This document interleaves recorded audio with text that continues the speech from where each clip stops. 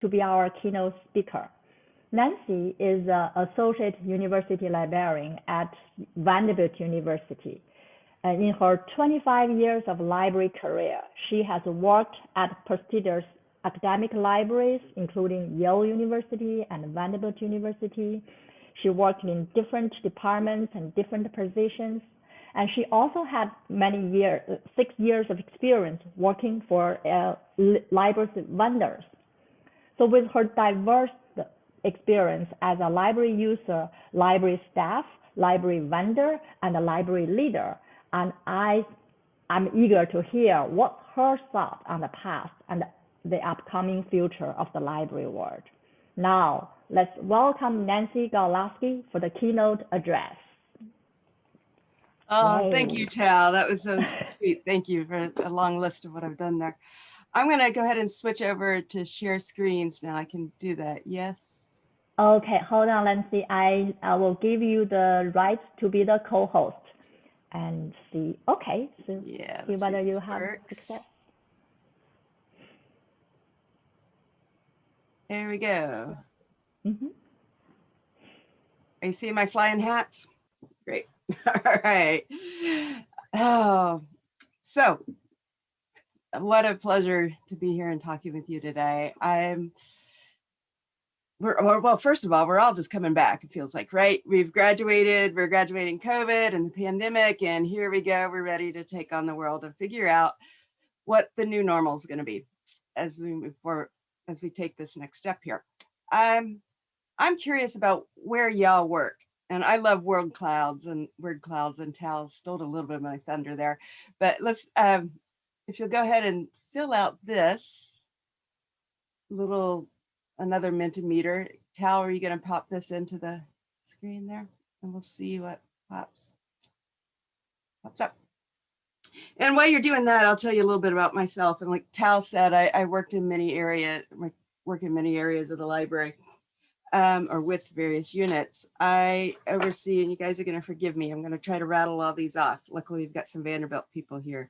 It's collections, acquisitions and e-resources, cataloging and metadata, the annex, that's a remote shelving facility, preservation, government documents, collections, of course, access services, preservation. I think I'm hitting them all. I only rattled this off, not to brag or to say I'm worn out, but just to say that, hey, I understand how the library works. And you can see that I'm coming at this from many angles, what I'm talking about. And I'm trying to take a very broad view of what we do. Is it loading up here? Let me see if I could just.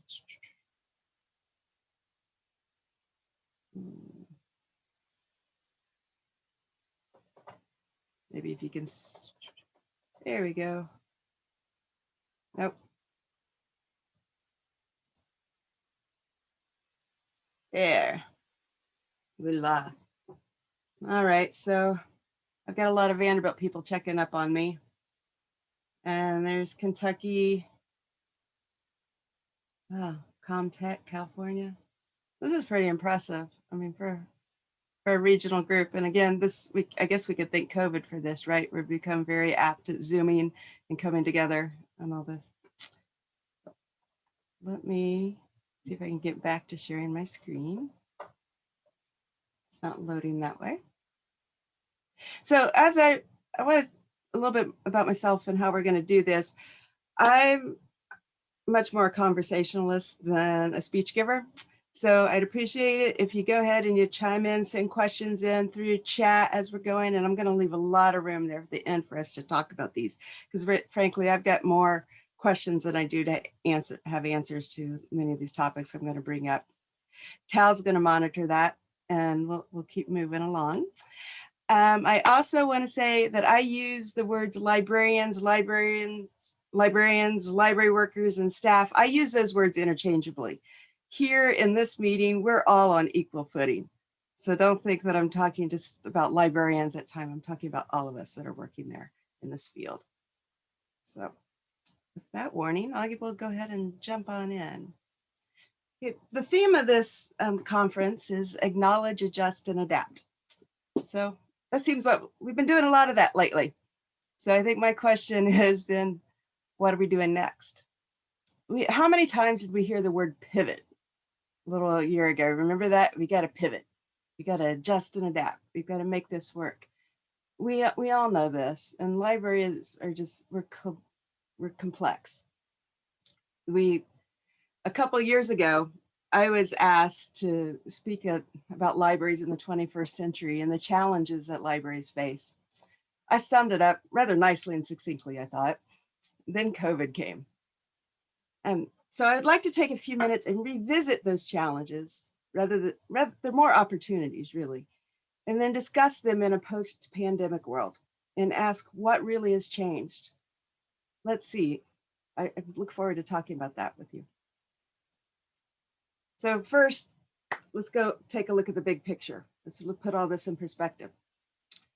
Today, more than ever, it's easy to be overwhelmed. So here we are, as Alvin Toffler first said, we've got information overload. It's coming at us from every direction, right? There's so many details and so many paths to finding information. Where do we keep it? How do we use it?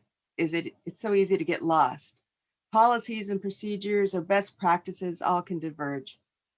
People go in different directions and any sense of coherence can cease, can be lost. But coherence is essential. And it's been our goal as librarians, since the first librarians, is to bring coherence to the information we have. And we want to help researchers navigate this plethora of information and to ensure that students are equipped with the skills to discern and use that information. Libraries cannot be, and have not been for some time, simply warehouses of books and journals. So let's continue to look at the big picture. What is a library?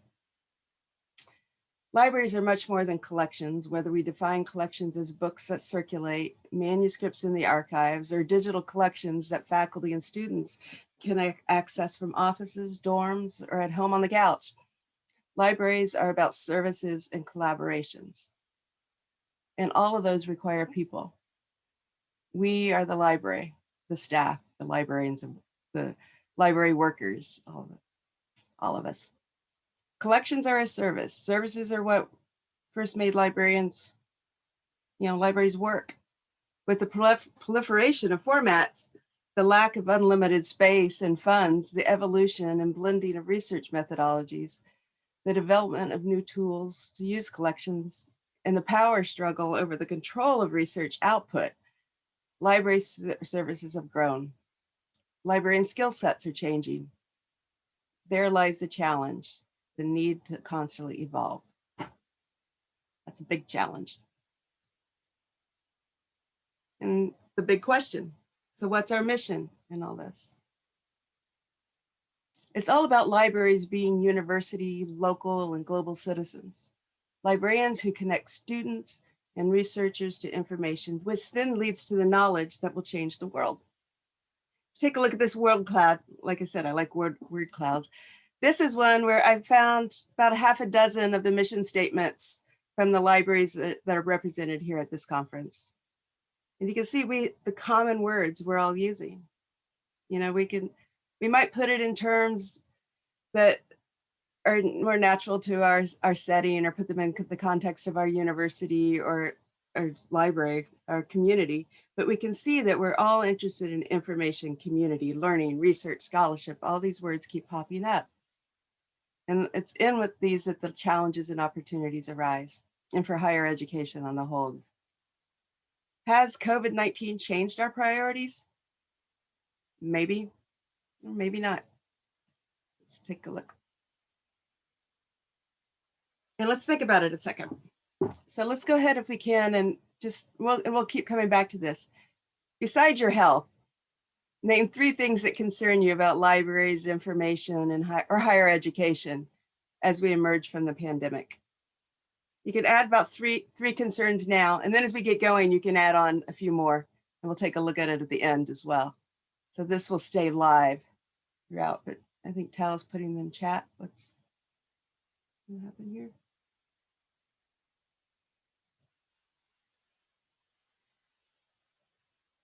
I need the elevator music while we do this.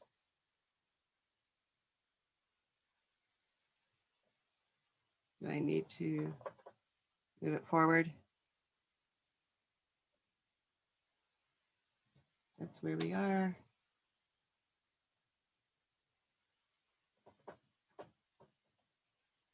There we go.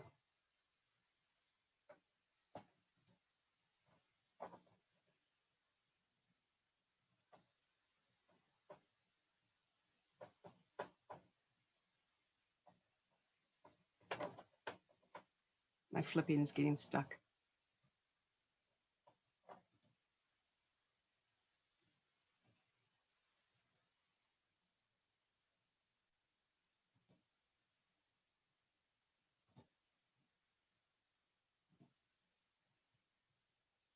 There we go.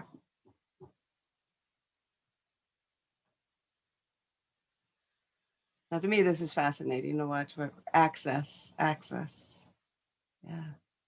Financial, rising costs, funding. We can see how this is what we're centering around here.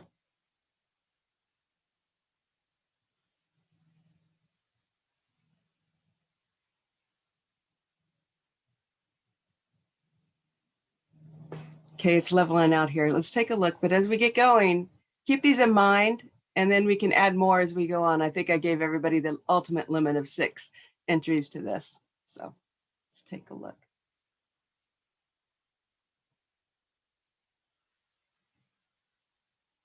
So what are the challenges for academic and research libraries? Like I said, about 2 years ago, spring of 2019, I was asked to speak about these challenges. And I grouped them into 4 areas, research, collections, space and place, and scholarly communications. What have we learned since in these 2 years? And what are we going to keep? And what are we going to give up? As far as research, the number 1 challenge. I'd say the challenge here has pretty much remained the same for libraries, though it's constantly changing, if that makes sense. Though labs closed immediately, they were also the first spots to open on campus when we came back. Research is where librarians need to keep their eyes open and ears to the ground, where liaisonship has been shifting from over the last few decades. Research methodologies, tools, growing, changing so quickly. Libraries are helping and teaching many of these skills, like programming, text mining, metadata creation. The list can go on and on.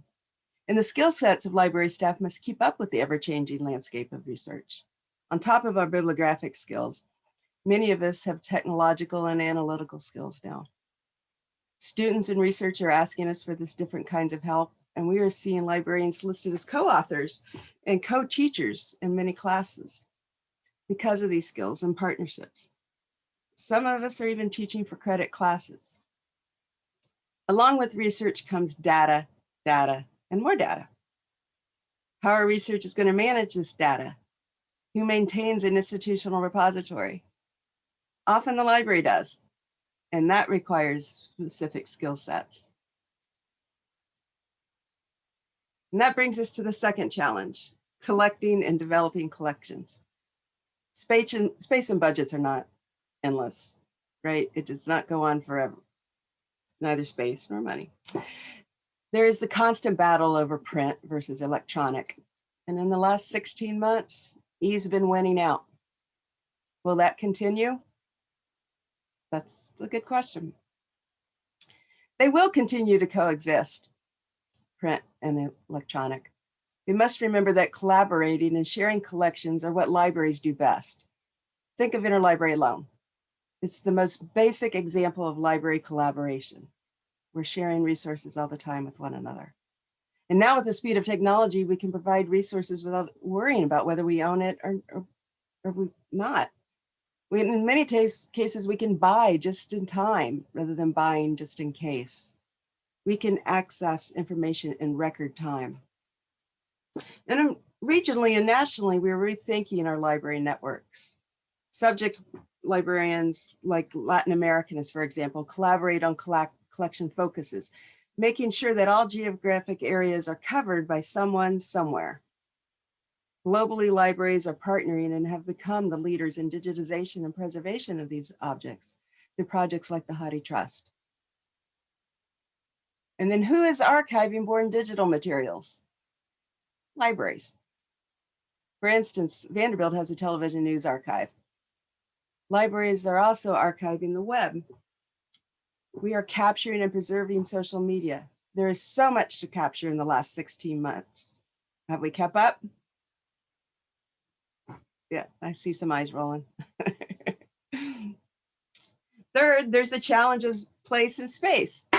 Library buildings are prime real estate. They often sit in the middle of the campus and they see a lot of traffic. They are the places where students can concentrate, contemplate, and study. But they're also gathering places where engineers meet digital humanities. And with the space that we're reclaiming and deduping collections and providing access over ownership, librarians are becoming places of collaboration and discovery in the sense that labs are moving into there. We hear about discovery labs, innovation labs. These are gathering spots. And so all that said, the library has become a permeable research lab. Will this continue as we all come back? I suspect so, but we'll see. And finally, the fourth challenge and the biggie, they're all big ones, but this one can get complex and hit the news a lot. Scholarly communications. Now is the time. The scholarly community had a wake-up call on February 28th of 2019.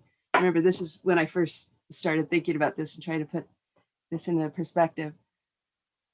It was just 1 year before COVID-19 tried to shut us down. The UC California system announced that it had ended negotiations with Elsevier. Librarians are the thought leaders with the job of increasing awareness of the complexity and implications of the big deals. University open access policies often stem from the work of libraries. And it's worth taking a closer look at what UC was doing at that moment. This is 2 years ago. The reasons they ended the negotiation were much more than just the cost of the journals. Yes, money is a huge factor and money speaks, but it's not just the stranglehold that vendors like Elsevier, Springer, Nature, Wiley, and even Clarivate have on our budgets. It's their control of the research produced by our university faculty. UC drew attention to the free labor that universities are giving publishers. Professors are the editors and the peer reviewers for the journals. They're also the authors. Right? And it's also about copyright control. Why must an author sign over control of their work? And lastly, it's also a humanitarian issue. Research needs to be open and available to the world, not held behind a paywall. And COVID-19 researchers proved that, and they proved what we can do if we are open. This situation will not change overnight, but the issues have been elevated, I think now, especially in the post-pandemic world. Funding agencies are demanding that research be public. Think about Plan S in Europe and the NIH here in the United States. They're getting that. And academia may be on the verge of a huge transformation. The health and financial crisis might prompt universities to elevate how we measure impact of research.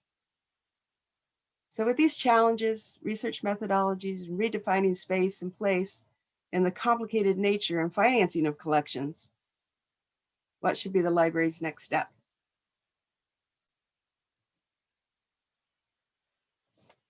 Let's take a quick look back. What happened, what we've done in the last 16 months. Classes flipped onto online overnight last spring. Look what we did. Libraries did not shut down our duties. We stepped up and did not miss a beat. We basically turned to e-everything, the e-preferred and DDA. We pushed fair use to its limits. Think about the HathiTrust and the emergency temporary access services, the scanning that interlibrary loan was doing and our reserve staff to get things up there for online for the classes. We developed self-service models. We've got pickup plans and contactless checkouts.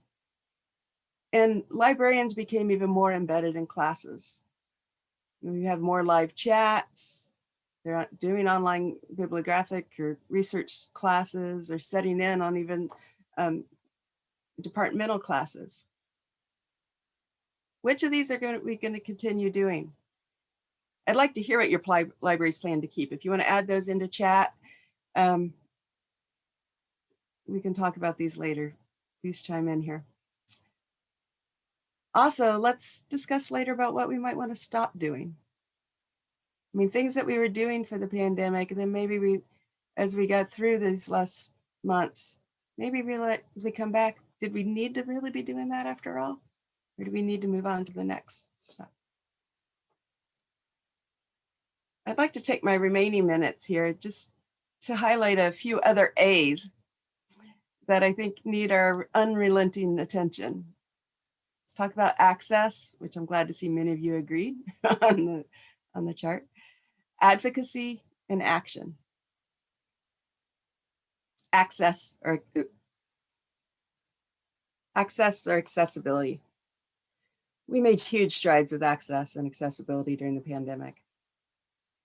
First, as I mentioned earlier, we took huge steps in providing online access through acquiring and subscribing to digital material.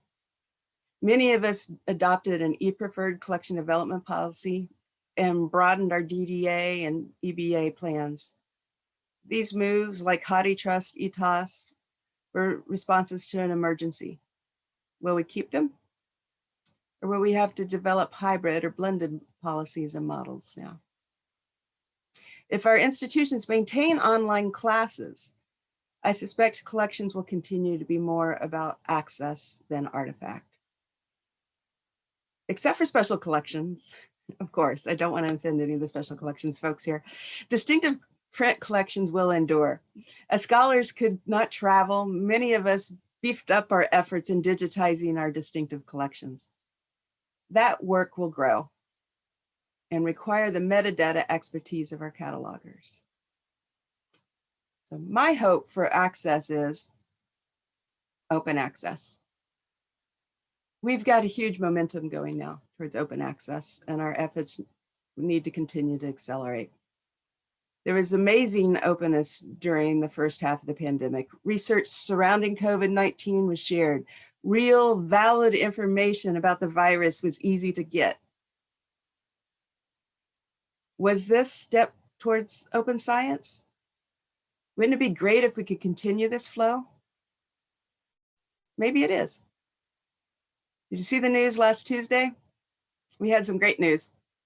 The US Senate passed the US Innovation and Competition Act. I'm going to read this here. Section 2527 of that bill requires federal agencies that fund more than 100 million annually in research grants to develop policies that, quote, provide for free, open, public access to federally funded research no later than 12 months after publication in peer-reviewed journals, preferably sooner. So they're leaving it up to the agency, but they're telling them, hey, you got to start thinking about this, right? I encourage you to go ahead and take a look at the Spark webpage. Again, this just came out 6 days ago, last Tuesday. And as for the big deals, yes, they still exist, and our budgets got tighter, smaller. Many of us were cut. This may have given the transformational agreements a nudge. They are becoming more common. Publishers, funding agencies, researchers, and universities, the subscribers, are finding ways to work together. There's still a lot of work to be done, but let's keep it going. And more advocacy. This is another type of openness to information, one that has a dark side and threatens privacy. Privacy is a hallmark of libraries and librarianship. In fact, Article 7 of the Library Bill of Rights states that, quote, all people, regardless of origin, age, background, or views, possess a right to privacy and confidentiality in library use. It goes on to say that libraries should, quote, advocate for, educate about, and protect people's privacy, safeguarding all library use data, including personally identifiable information. Why would somebody want library data?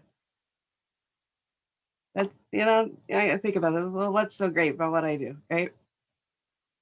And we receive those phishing emails every day. Like the one of your boss asking you if you can take a call, or, can you call me right away?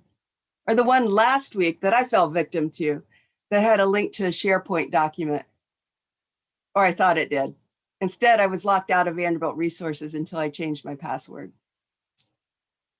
Why would someone do this? The answer, they want our credentials. Perhaps you've heard of the silent librarian. Give a nod or a thumbs up if you've heard of them. They're an Iranian phishing group who stole more than 31 terabytes of data from universities and companies and government agencies around the world, valued at about $3.4 billion. They gain access to academic journals and can possibly access sensitive research data. Their tactics include mimicking library logon pages and library emails. Hence, they're called the silent librarian. And I think they're connected with a group called Mamba out of Iran. They've been doing this for years. Their tactics work, so why change them? Is I think their attitude on this. So if we are to be advocates, we need to educate our colleagues and our users. I'd recommend taking a look at the Data Privacy Project.org.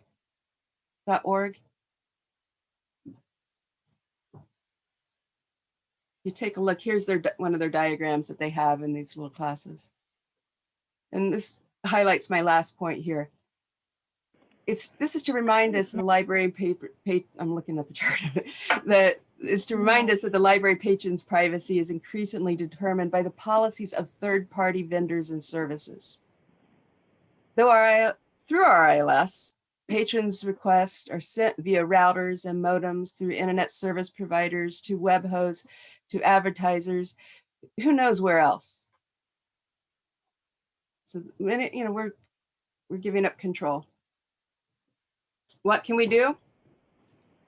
Our advocacy lies in pressing vendors and governments to uphold privacy standards.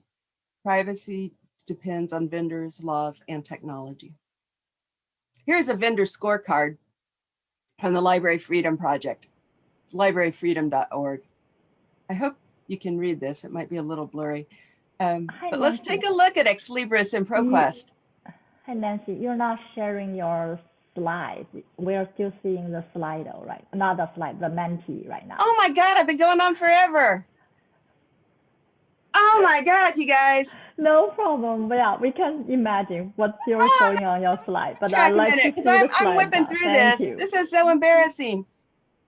Oh man, I just see Jamin nodding is all I see. And I can't see chat here. So let me get back. Let's just try sharing again. Yeah.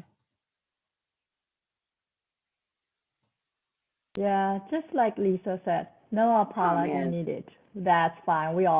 It happens. Yeah. This is no worries. I'll blame it on you. There we go.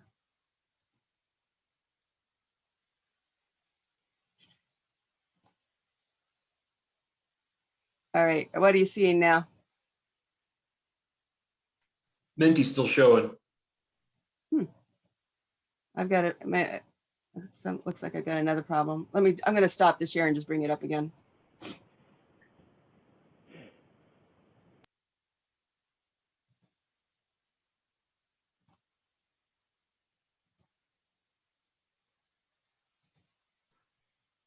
Glad it's a small group, right? Do that.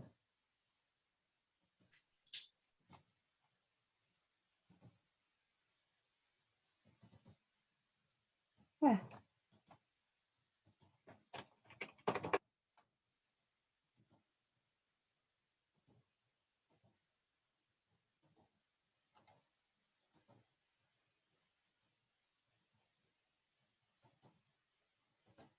Here we go.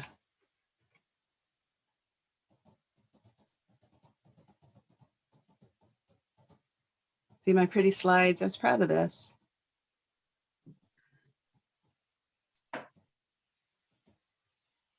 This is for the fishing. And this is a chart I was talking about, which is following how our data moves.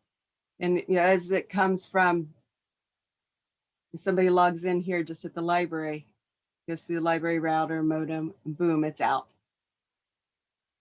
What's our responsibility here? And this is where I argue we need to really push the vendors. And then here is the scorecard. I just learned of this last week. This is from Library Freedom Project. And you can see Ex Libris right here.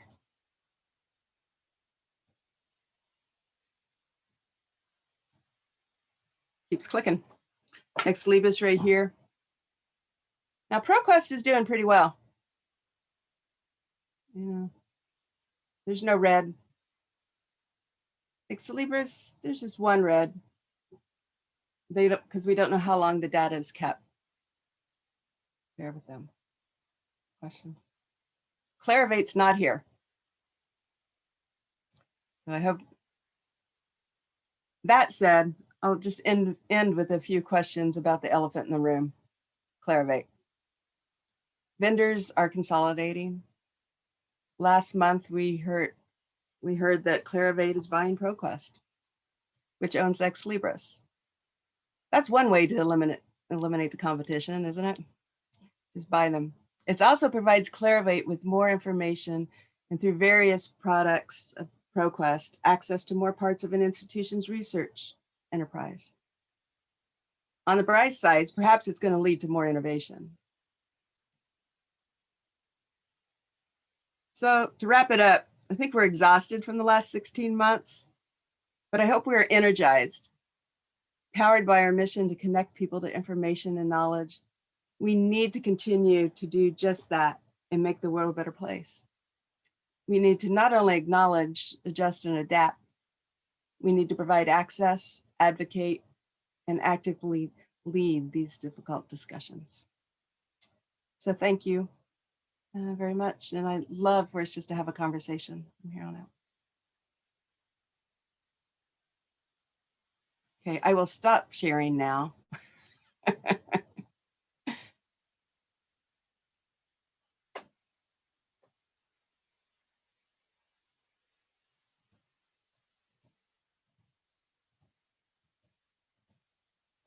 There we go. Great. Thank you, Nancy. This is great. And you expanded our theme to add more A's to our theme. I really love it. The accessibility, the advocacy, and action. That's the most important thing. We all need to do some action. That's yeah, definitely. We can't be passive. This is my point, that I just want, we got to keep moving on this. I think we've got a moment, and I don't want us to lose it. Mm-hmm. So. Good. And during the chat, we do have people bring lots of some concerns, and I like the question you asked, the three main concerns you have, and that slide if you have time, maybe later show us that slide. Sure. So people can look into that thing. And people in the chat, they did mention the technology, we're moving faster towards digital and from print to digital, and also bring the digital divide between us. That's something. And I think people do feel like the technology is important. It definitely helps us move through the whole time, but also bring the digital divide to us, and everyone can see it's everywhere. And someone also mentioned the staff healthy, the mental health, and that's a good thing to keep. So in pandemic, we did lots of employers started to pay attention to improve staff healthy, the mental health, and that should be continue on even after pandemic. The hybrid work schedule and that type of thing. Yeah. No, I agree that our health, especially our, both mental and physical, is our #1 priority. And I figured everybody would put that in. That's why I say, let's just say that's a given. It's not put it in there.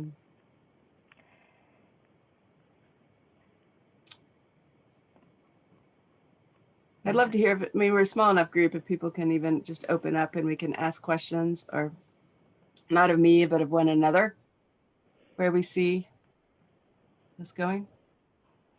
Yes, feel free to jump in, put in the chat, or just unmute yourself and speak, and whatever your thoughts, or ask questions.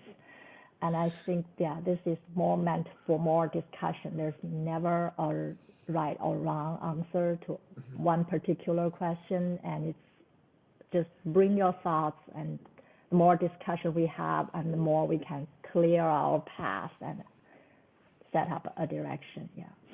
I see one of the challenges is being financial support. How are we going to proceed? And I know a lot of budgets were cut. Right.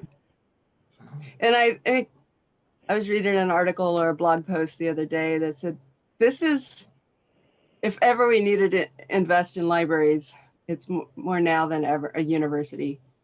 You know, we can make the case, right? Will it be listened? We're not the only ones, Vanderbilt that we don't know what next year's budget is for sure. I hear rumors, but I'm also part of the Neural Consortium when we're sharing what our budgets are going to be. And there's so many places that are cut. And even a flat budget is the same as a cut. We know that prices are going up. Vendors, many of them were kind. I think it was over a mutual codependency there that we kept our, increases flat. They didn't increase this year. They went flat. And so we're starting to move into these transformative agreements with some of them. So that's going to change. But like you're saying, Jamin, none of this is cheap. How are we gonna?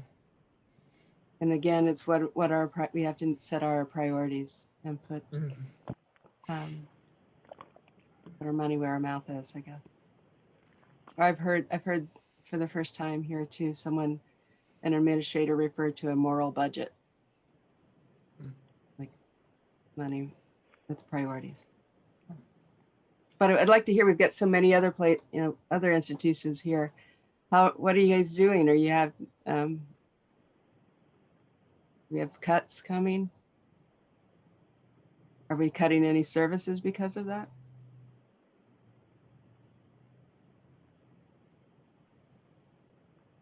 I don't know. I kind of get the impression that our administration might be trying to nudge our reference department a little more toward exclusively online, or combining them with one of our circulation desks instead of just having a separate reference desk.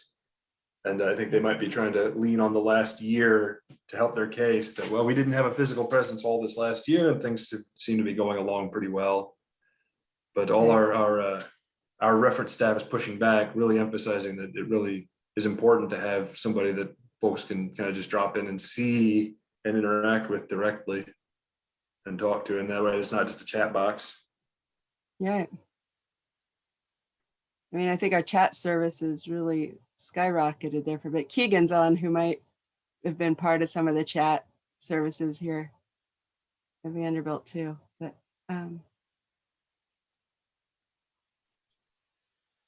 and the hours that we work, right? Going back to, remember when I worked the reference desk, I had the 7 to 10 shift at night, and on the weekends.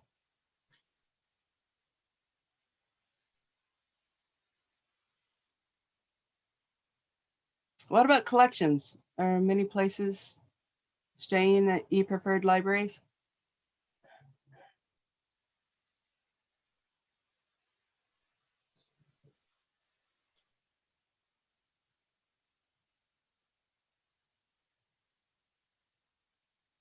Nobody.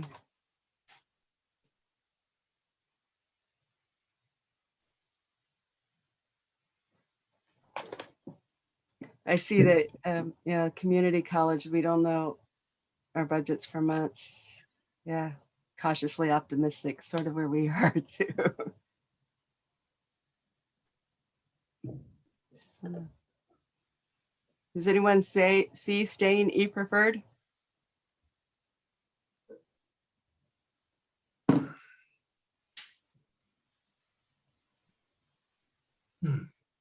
Yay, Um, no. So I guess I try to chime in a bit on this. I just moved to the University of Kentucky at the beginning of the year. I was at Morehead State at the beginning of the pandemic, and I was the acquisitions and systems librarian there. And we had basically already started sort of looking at going more digital for e-resources rather than physical resources anyway. But the pandemic definitely put a greater emphasis on that. And, I'm not sure what's going on there now as far as that's concerned, but I would have to think that the pandemic only reinforced I think, importance of going for more digital rather than physical resources. Yeah.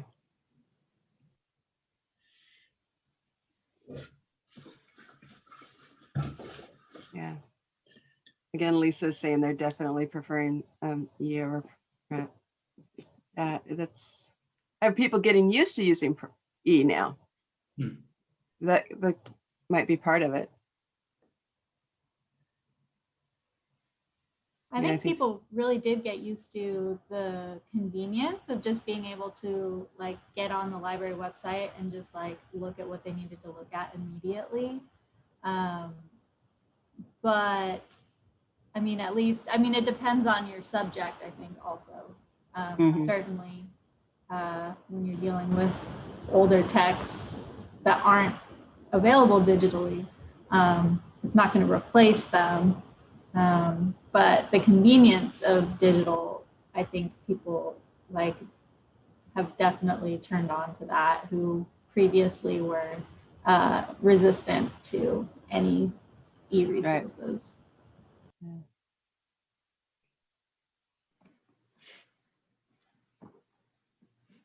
The caveat to e-resources, as a IT person, I always think about security, and with the ransomware that's been going around recently, it sends up a lot of red flags.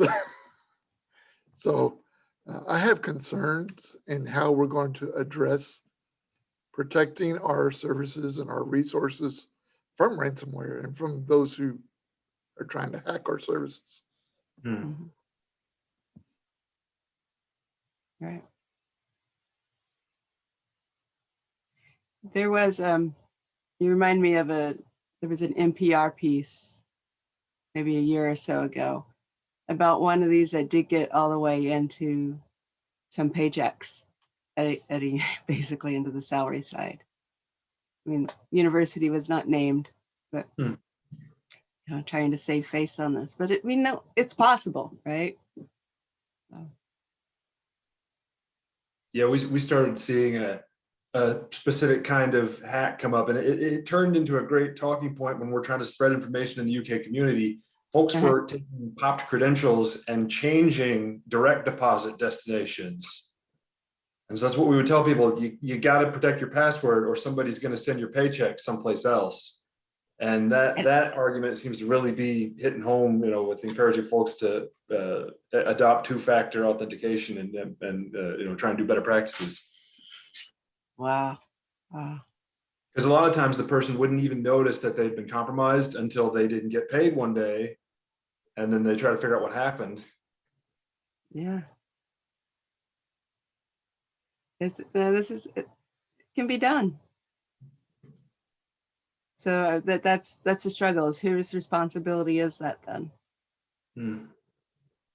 I think there's so many players and influencers into this, and dependent factors, however you want to call it, that we all have to come together on this. So.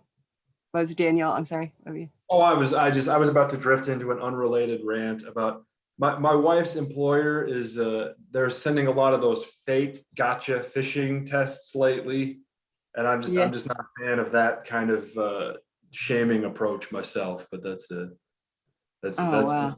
Off the topic of libraries.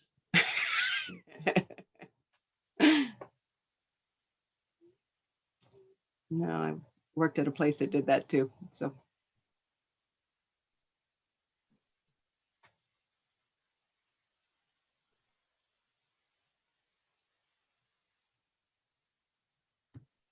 Yeah, Michael Jones is talking about copyright. And talk, if we can, I brought that up there too, about stretching the limits of copyright. Those of you may remember with, what we did with Hottie Trust had the ETOS, and then the Internet Archive had the National Emergency Library. But now they're embroiled in a bunch of lawsuits that basically and I'm oversimplifying this, I know, but of the items that they had digitized, they opened up to the world and gave the publishers the option. They had to opt out. They couldn't opt into it. So that meant their materials were up there for a period of time. Freely available. And there were a lot of scares. I remember, around that, and our university press at Vanderbilt was contacting me about asking where we stood on this and what would we do. I said, we're not endorsing it. I know that some people are using it, but we can't control what people use and don't use. We all we can do is say that we do not endorse this. Yeah, I hope everything works out okay for the Hottie folks, because that ETAS was an amazing service to be able to offer. Like we were able to cover, it was somewhere around half of our print collection that was, locked into our library buildings using ETAS. It was extraordinary. Wow. No, yeah, we increased our collections by a huge amount. And I see Keegan nodding because she's at the Divinity Library, who had major use, one of our biggest users for the people coming from the religious studies. There's Matt there too. And it bailed out our course reserves anytime. Yeah. But it's also, I want to acknowledge that there were, it wasn't good for some things too, especially for musicians. Scores became, part of ETAS that we couldn't read, music score very well from it. So there were ways that we came around, and Michael's here from the music library, that he can talk about, what they did. So, go ahead. Yeah, we did what we could. Scores don't really translate for the most part to electronic. The HathiTrust e-reader didn't help our faculty. So we had lots of faculty that were very angry, and we just had to ask them to consider the rest of the university during this time. But we have added a lot of electronic resource databases for scores, but that's always going to be a challenge because the physical item for the most part is easier to use. Yeah, thank you. Yeah, I heard from the people that were upset about it too. When in doubt, they sent the cries to Nancy. But when explained that it was for the greater good and that it was only a temporary service, people were generally really understanding about it. We were upfront with how we had to come to this decision and why, and that we would revisit it each semester. And again, why there were so many classes online, that we were depending upon this. And I think another factor that we had, which brings me to online classes, right? The number of the universities really beefed that up, and faculty learned how to do it, how to teach online. And are they going to continue doing that? I think so. It's like, why not? They reach more people across the world. It opens up the student body so much. So that is something else that we're going to have to keep in mind versus print, and continue to do a lot of scanning whenever we need. And that highlights the technology. We need to research in OCR technology and make sure we get quality stuff and not just off the fly, take whatever we can get. Right. We had to do a lot of quick and dirty stuff, for through interlibrary loan, and that's not the quality. HathiTrust has standards, and there are other groups out there that do that. We need to follow those standards, both for scanning the metadata, because again, it's about making this stuff discoverable, right? That's a big part of access. If you can't find it, you can't use it. So we've got to be able to provide that along with it. So. another thing that I started during the COVID times was contacting publishers. And this was of religious publications, and asking if they had electronic format that we could purchase, even though it was not available commercially electronically. And sometimes they were able to provide PDFs that we then purchased. Other times they provided a PDF and said, use it in your restricted, non-downloadable read-only environment. And sometimes they said, we don't have electronic copy at all. You can scan it and use it in the non-downloadable read-only format. And I have had at least one publisher to say, you may continue to use items that are not available commercially electronically in this same method. And I'm negotiating with another publisher for that same thing. So I think publishers are understanding what's going on and that students are very much enjoying having electronic access. Mm-hmm. And as I've reiterated to the publishers numerous times, Vanderbilt wants to purchase if it's available. And they say, we don't have it in electronic format. We don't have a PDF. We don't have the rights to distribute it electronically. So they're playing catch up too. Right. At least these publishers who work with electronic, work with religious text, which are not, the most commercially, whatever, viable, whatever.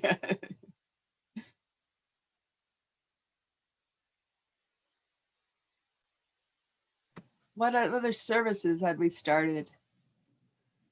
Did we start? I know we have, see Keegan, I also think of the pup service we have here was our pickup plan. She's going to be talking about that later in the conference.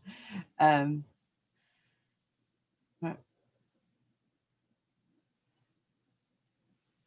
we going to continue with those, that type of stuff? We bought more kiosks so people can check out books on their own when we were able to open up the self-checkout. So they're here to stay. Yeah, I think our patrons are used to the pickup service, and yeah. I don't know if they would be too happy if we took it away, but they can get also have faculty delivery. Yeah. Now, have other places done? Did you have, like in Kentucky? Did you have a pickup service? Mm-hmm. I think we've wound ours down, but we did do a curbside pickup at the main library through a lot of last year. Yeah. Like ETOS, the emergency pickup service is emergency only and will go away. Right. Mike.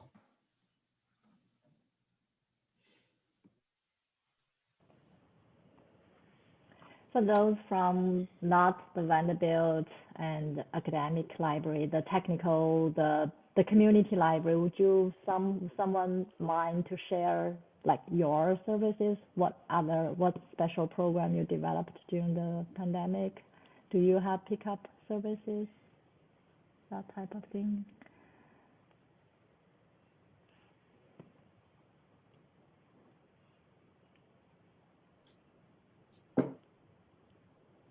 Sorry, I had to step away for a minute. There was someone taking pictures outside our house. Sorry if I missed some of this, but are you just asking about like what special services for physical item pickup may have been developed during any services that you may have started? I'm curious about other services too that we may have started during the pandemic. Pickup service was a good example on how we. Yeah, we did do pickup. We suspended all delivery, I think, certainly for a while.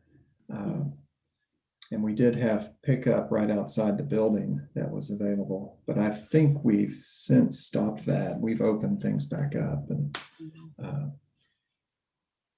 yeah. So yeah, we were of course involved with the HathiTrust ETOS service for a while there. Yeah. Hate to hear that there's lawsuits now. That's not a good thing. Yeah, and I know the Internet Archive. I don't know what's happening with HathiTrust right now. So that was, Oh, okay. yeah. I mean, Yeah, 'cause I'm they- Mike. I'm sorry, go ahead. Go ahead, Go ahead. Nancy. I was just saying, I'm sorry, I'm Mike from the University of Tennessee. So Yeah. I recognize a lot of names and faces Yeah. on this call, but there are a lot that I don't, so. There was one thing we recently stopped using. It wasn't really public facing, but we had a deprecated branch library kind of floating around in our Alma installation, and we dusted it off and used it as quarantine location. So that when something came in, we would scan it to the quarantine branch and then set it aside. That way we'd know where it was, and then after a couple days, scan it to its regular home location. Wow. That's great that you had a big spot you could do that. And yeah, each branch had their own physical place where they would actually keep the materials, but they were all virtually grouped together in the old ancient engineering library location that closed a couple of years ago. Yeah, we made do with certain shelves and little areas of the various libraries where they stashed the materials as they came in. Oh, We Nancy. did something similar for our HathiTrust items. I don't know if Tao or Damon want to talk about that, using a temporary location for those. And that kept people from checking them out when our building was open limitedly. Yeah, in Yeah, Alma, you have the option to add a temp location. So we added the temp location. We actually put an expiration date like way in advance. So that way we know which items that we need to clear. And I actually just did that last week, 2 weeks ago, just update all of our item records. And we had like 1.8 billion item records we updated that had HathiTrust temporary locations. Yeah, I got a lot of respect for y'all who put in the legwork to take the physical items off the shelf so that you could keep comfortably using ETIS after your physical locations opened. Yeah, that's a lot of work. Lisa brings up a topic in chat here, talked about, or it was Amy, about study rooms, turning them into Zoom rooms for people without computers. They have, where we I don't know if you could say stepped up, but I know that our circulating laptop situation really got pushed to the limit. I saw you roll your eyes, Jamin, but that it really, all computers are out. Like I think of many universities, and often it's a library, but not always, that will have circulate laptops. If somebody has a computer crash, or they've only got a desktop, they're going to use, they can borrow a circulating laptop for a bit. But we had them checked out for months on time, and I think we were scrambling to get more, I think, to accommodate these folks. And oddly, it was faculty that needed them, I remember. It's found a little odd. Jamin, were you gonna? I was just gonna say, and it wasn't just our users, our staff. When we went to work from home, many of our staff had to use these laptops because they didn't have a laptop. They just had a desktop. So we had to have a way to get them a machine so they could continue working. Right. Definitely. Yeah, we scrambled here. We were rooting around in the bottoms of drawers and cabinets and trying to find every little extra bit of laptop, mouse, headphone we could find during the big scramble back last March.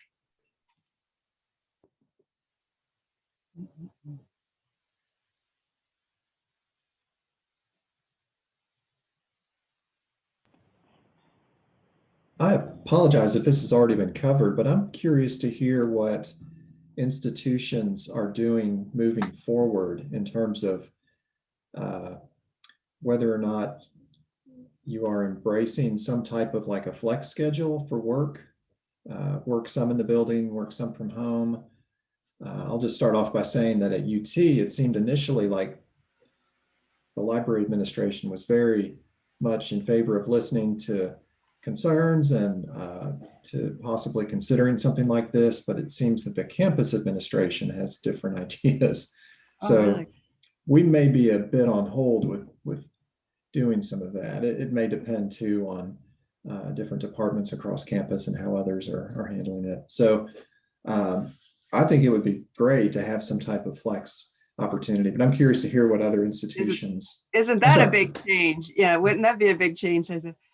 We're waiting for official word from the university at Vanderbilt, but it's looking like is going to be working from home options, but we've got to set up, we're waiting for parameters on how that will, whether they say, it's going to be so many days a week, or what sections of the staff can do it and which other units cannot, or could be limited.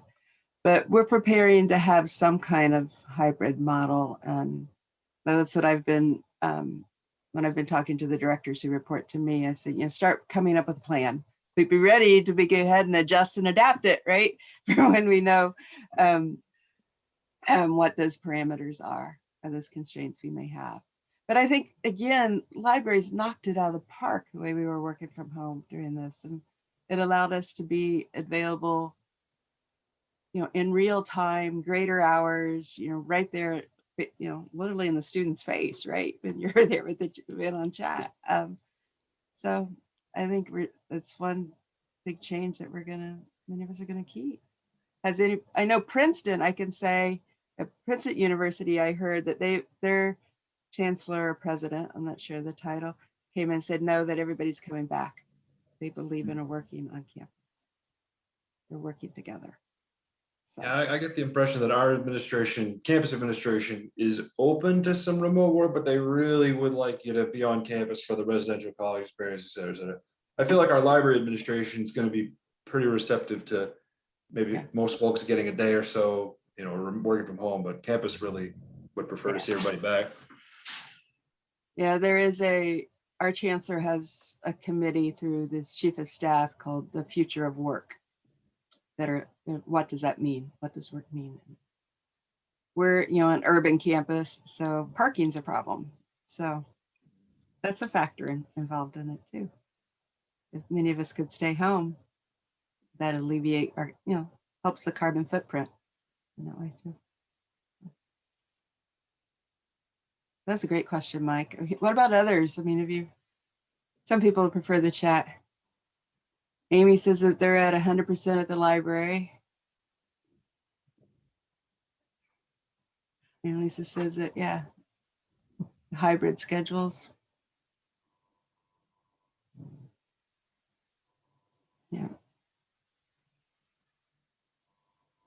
Yeah, it's kind of amazing to me because I guess it seems like it was maybe mid-July, August of last year when the news was, the world of work has changed and everybody can do this and it's just going to be like this from now on. And now things are, it's time to get back to normal and get everybody back to the office. And I just, it feels like something changed in the news.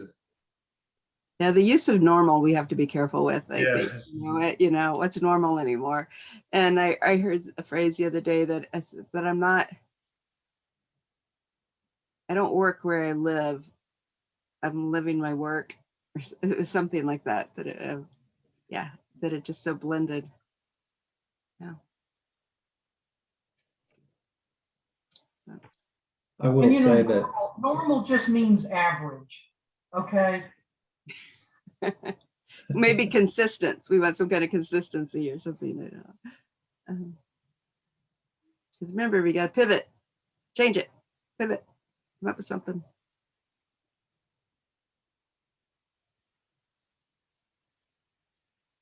Are we at about time, Tal? Yeah.